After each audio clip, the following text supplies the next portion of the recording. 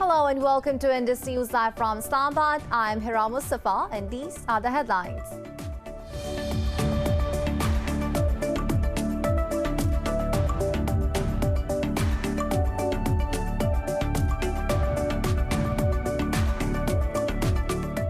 Two Pakistani soldiers have embraced martyrdom after Indian army violated ceasefire in Herat sector along the line of control.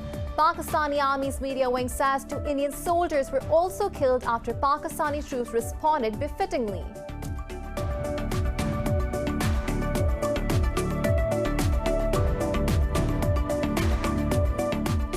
Iran has imposed sanctions on the U.S. ambassador to Yemen. Iran's foreign ministry says the envoy was blacklisted for his role in the occurrence of the humanitarian crisis in Yemen.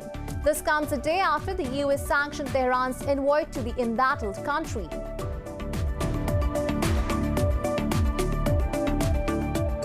British Prime Minister Boris Johnson and EU Chief Ursula von der Leyen have failed to break the deadlock in the post-Brexit trade talks. In a statement following her meeting with Johnson, Leyen said the two sides remain far apart on reaching a deal. But she said the two sides have agreed to continue negotiations till Sunday in an effort to reach an agreement.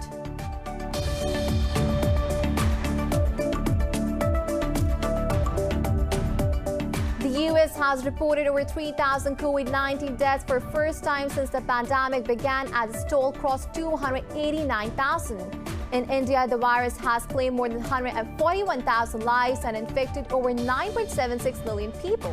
Meanwhile, Pakistan says Delhi has crossed 8,600 with 56 new deaths and over 3,000 cases overnight. The global COVID-19 death toll has surpassed 1.5 million, while the number of infections has exceeded 68.8 million.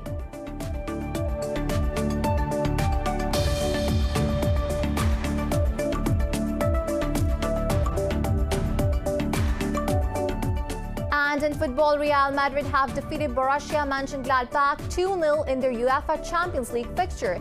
Karim Benzema's two headers sent Madrid into the knockout stages. Mönchengladbach have also qualified for the last 16.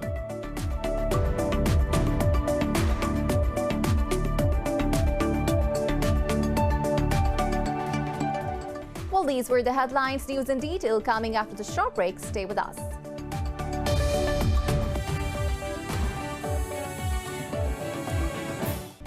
Welcome back, and now the news in detail. 2 Pakistani soldiers have been martyred in Indian ceasefire violations in the Herat sector along the line of control.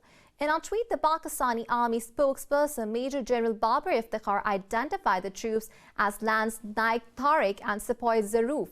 He said Pakistani troops responded befittingly and killed 2 Indian soldiers. India has committed more than 2,000 ceasefire violations in 2020 alone.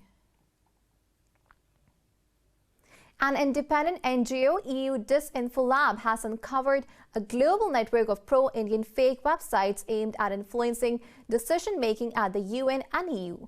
Operating in 116 countries, the network of over 550 websites is aimed at producing and amplifying content to undermine Pakistan and China.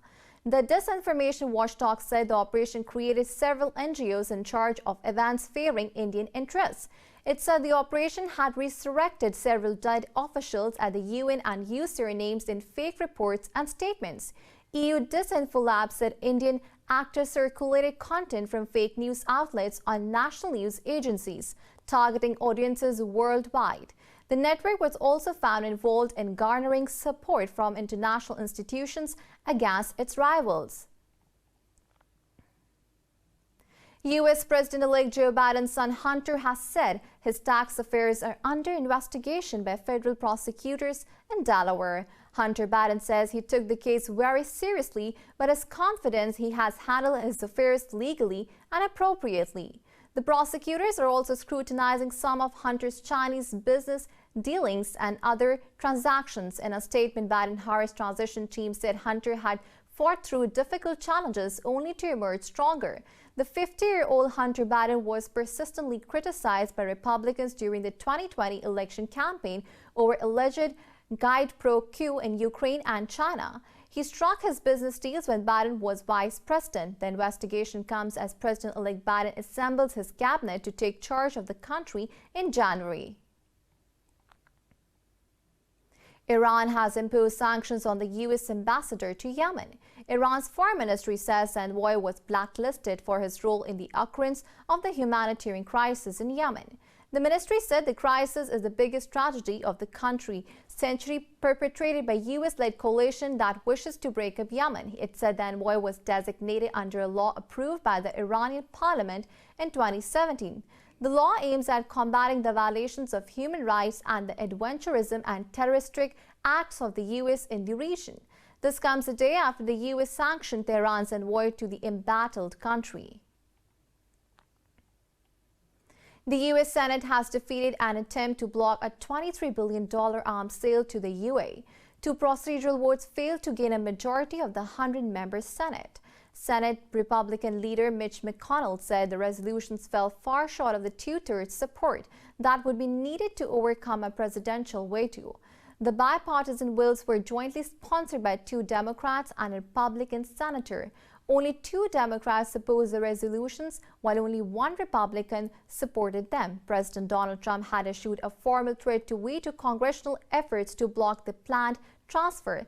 The sale is tied to a normalization of ties between the UAE and Israel under the Abraham Accords. British Prime Minister Boris Johnson and EU Chief Ursula von der Leyen have failed to break the deadlock in the post-Brexit trade talks. In a statement following her meeting with Johnson, Leyen said the two sides remain far apart in reaching a deal. Leyen said the two sides have agreed to continue negotiations till Sunday in an effort to reach an agreement. Prime Minister Boris Johnson returned to London after the meeting in Brussels. Johnson's spokesperson said very large gaps remain, but talks will continue with a firm decision to reach a deal by Sunday. The UK's chief negotiator Lord Frost and EU's Michel Barnier are set to resume talks in Brussels.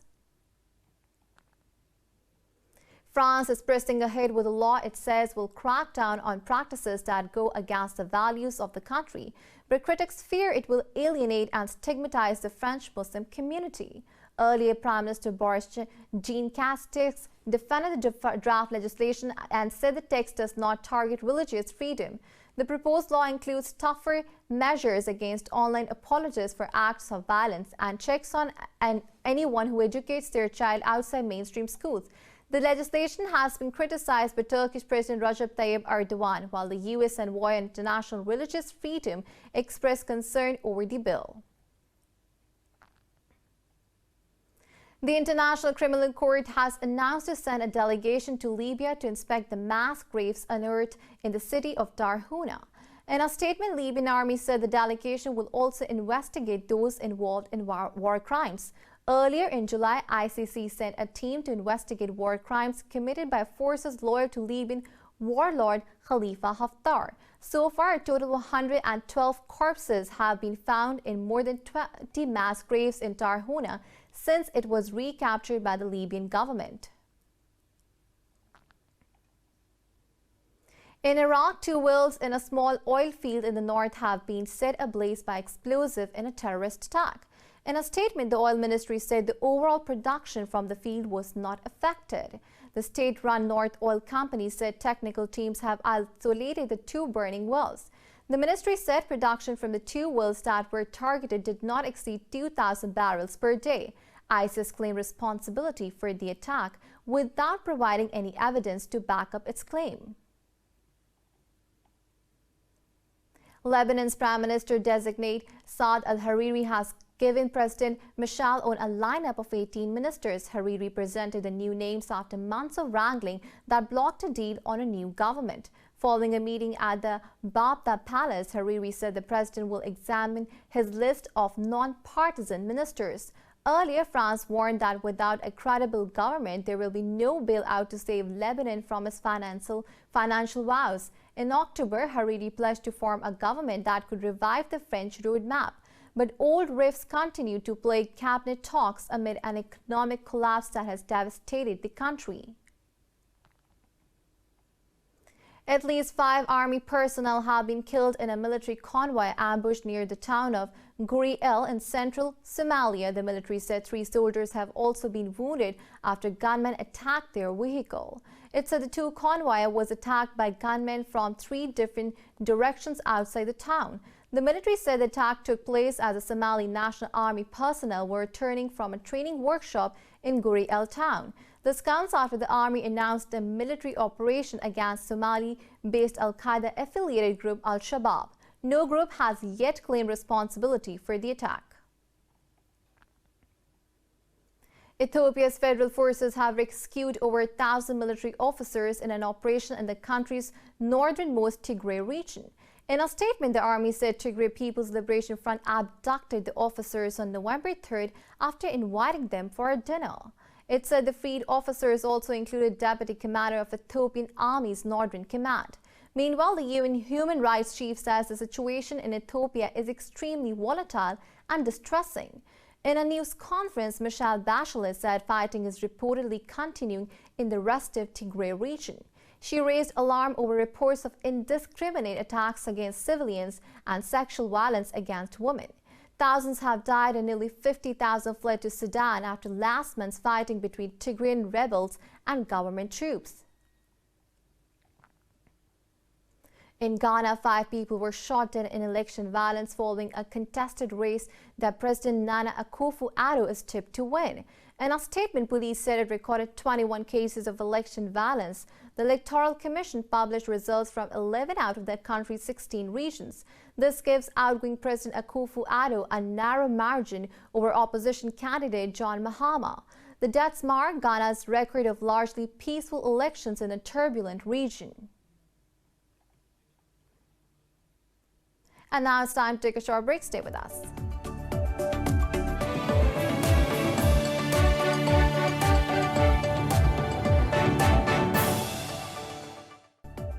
Welcome back, and now moving on to the U.S. has reported more than 3,000 coronavirus-related deaths in a single day for the first time. The nationwide death toll has crossed 289,000. Meanwhile, India has recorded more than 141,000 fatalities and 9.76 million cases. Globally, the virus has claimed more than 1.5 million lives and infected 68 million people. Details in the following report. Allergic reactions, cyber attacks, record cases, makeshift container hospitals, uncertainty over virus origin, and some cheers dominated the COVID-19 scene over the last 24 hours. Confusion reigned supreme court on the European continent, where Germany's BioNTech firm said its vaccine regulation documents were unlawfully accessed after a cyber attack on Europe's medicine regulator. A report has found that coronavirus was spreading in Italy as early as mid-November 2019. 3 months before the first local transmission was detected. Meanwhile, as UK authorities warn people with anaphylaxis history to not get vaccinated after 2 health workers developed allergic reactions, top US infectious disease expert has also cautioned Americans with underlying allergies. Who do have underlying allergic phenomenon, that they might be cautious about vaccination, or at least be prepared to respond with some sort of anecdote to the allergic reaction. So if I were a person that had an underlying allergic tendency, I might want to be prepared that I might get a reaction and therefore be ready to treat it. The U.S. states of North Carolina, Pennsylvania, West Virginia, and many others have reported record hospitalizations. Officials say the availability of intensive care beds is under pressure as the country moves towards a very dark phase of the pandemic. Meanwhile, Canada became the 3rd state after the UK and Bahrain to approve the Pfizer vaccine. As you know, the Government of Canada has announced that we now have an agreement that will see us receive up to 249,000 doses of the Pfizer BioNTech COVID-19 vaccine in December 2020. At this moment, we now have the first authorized COVID-19 vaccine through Health Canada's rigorous testing and regulatory process. Over in Australia, scientists have developed a rapid genome sequencing method which will cut the time required to trace the source of coronavirus cases to 4 hours. As the latest wave shows little sign of abating in South Korea, authorities say they will be building hospital beds in shipping containers. Now moving on to Pakistan, 56 people have lost their lives to COVID-19 over the past 24 hours, raising the death toll to 8,603. The health ministry says over 3,000 people tested positive for the disease overnight. The ministry said there are more than 46,000 active COVID-19 cases in the country. It said out of more than 429,000 countrywide cases, over 374,000 have recovered so far. The ministry said over 189,000 cases have been detected in the Sindh province, while Punjab has reported over 125,000 cases. In the capital city Islamabad, over 33,000 have been infected so far. Pakistan's Prime Minister Imran Khan has reaffirmed that the eradication of polio remains a key priority of his government. Khan said this in a phone call with Bill Gates, co-chair of the Bill and Melinda Gates Foundation. The Prime Minister highlighted that anti-polio campaigns are being strengthened across the country. He added that a team from Pakistan will continue to collaborate with the Gates Foundation for the eradication of polio. The Prime Minister shared Pakistan's policy to control and mitigate the impact of the COVID-19 pandemic on health and economy. Bill Gates hailed Pakistan's effort to combat the pandemic while stimulating economic growth. Highly infectious H5 bird flu has been detected in 8 more prefectures of Japan. State media said the outbreaks have been confirmed in the prefectures of Oita and Wakayama. It said some 67,000 chickens will be culled in Wakayama, while 55,000 more in Oita prefecture. Earlier, the bird flu outbreaks were discovered in at least 6 other Japanese districts. The Agriculture Ministry has already exterminated more than 2 million domestic birds to prevent the spread of the disease.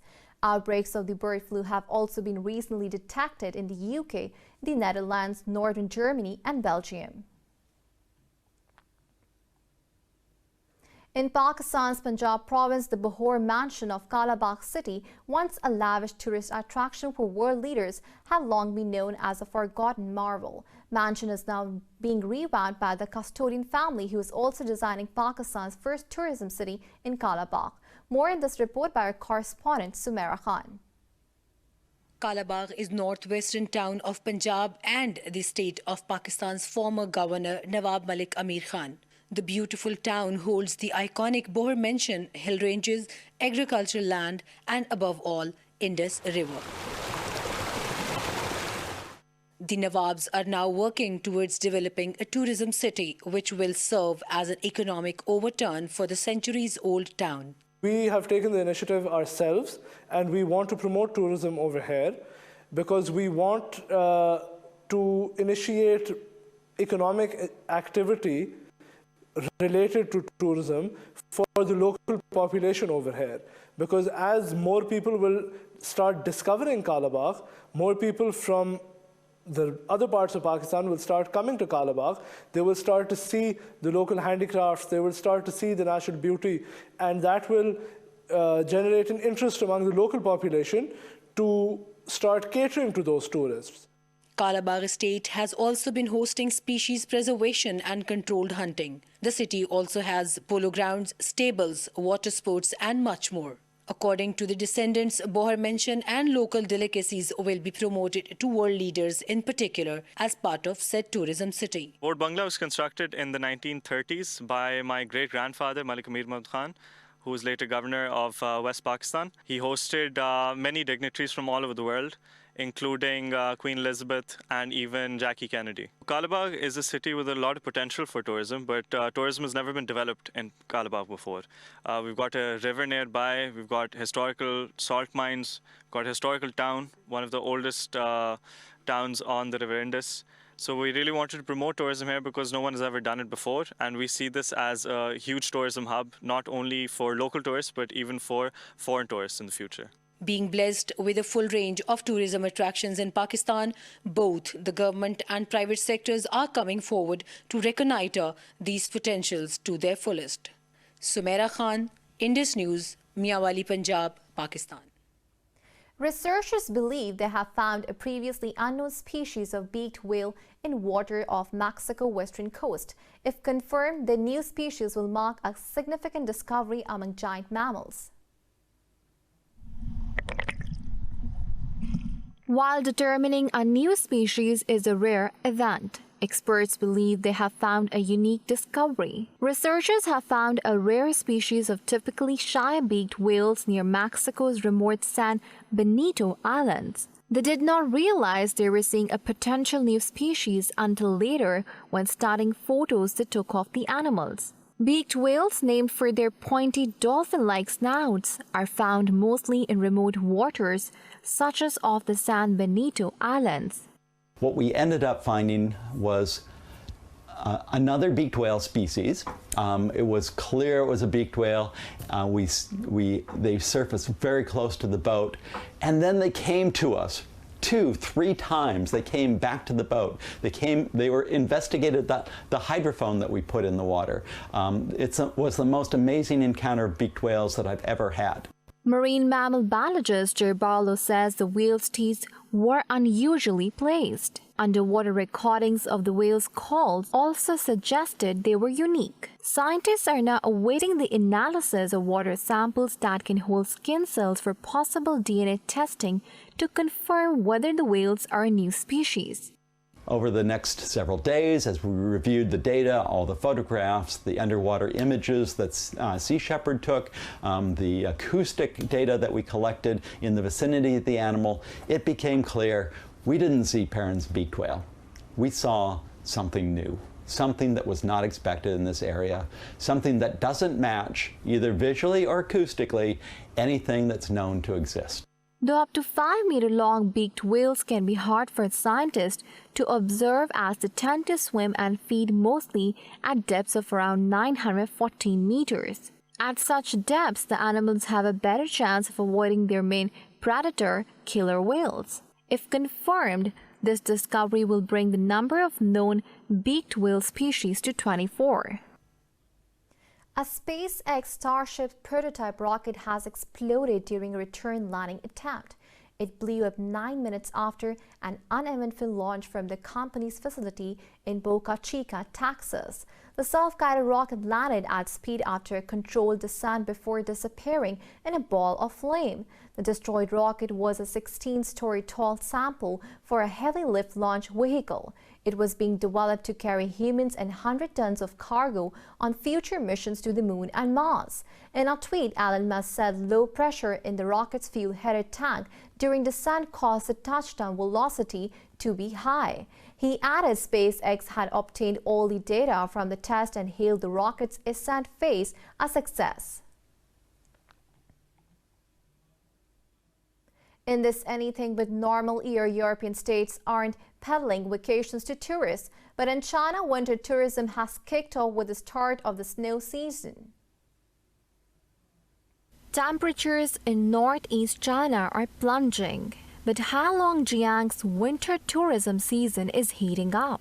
In the northernmost Chinese city in the province, Mohe's 11th Snow and Ice Festival has opened to visitors. The theme park covers an area of 30,000 square meters and houses numerous ice sculptures and buildings set off by multicolored lights at night. Meanwhile, in Harbin, the world-famous snow and ice world is under construction. To boost excitement for this year's 21st consecutive Ice City, the construction of the park is being live-streamed. The finished part is 15 meters tall, which accounts for nearly 40% of the total project. We will ensure that the main tower puts on its best visual effects before the opening of the park. Harbin Snow and Ice World, established in 1999, hosts various activities each winter for around 3 months. The 9 winners of this year's International Mobile Film Festival are just the tip of the iceberg in terms of talent, ingenuity, and message. The 2020 theme Women's Empowerment provoked entries from filmmakers from 101 countries. More in the following report.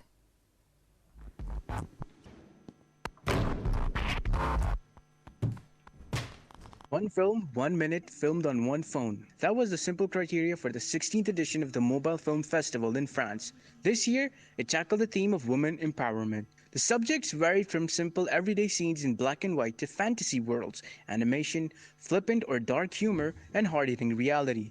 The International Grand Prix was won by London-based Alyssa Tritenko with her black and white film career path. I'm especially glad that the message we've tried to convey was clear, and plenty of women got back to us saying that the film depicted exactly how they felt. It is getting better for females in the work environment, but there is still a lot to be done, and we really need to look out for each other. She, along with French Grand Prix winner Cristobal Desbordes and Benjamin Clavel with their film A New Page, won €20,000 grant.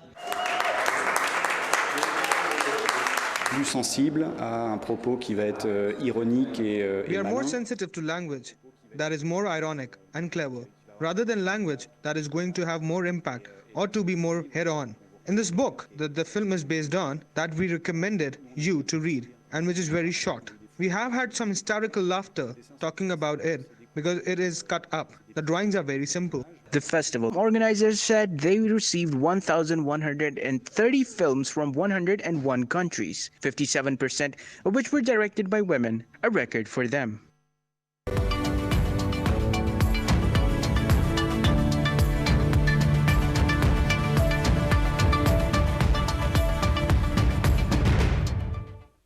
Now moving on to the business stories, most stocks in the Asia-Pacific have declined as investors monitoring surging COVID-19 and failed post-Brexit trade talks. Hong Kong's Hang Seng Index have dropped nearly 0.5%. The Kospi in South Korea, Japan's Nikkei 225 and the Topix Index also edged down marginally. Over in Australia, ASX 200 has shed over 0.5%, but mainland Chinese stocks bucked the trend with both Shanghai Composite and the Shenzhen Component adding fractionally.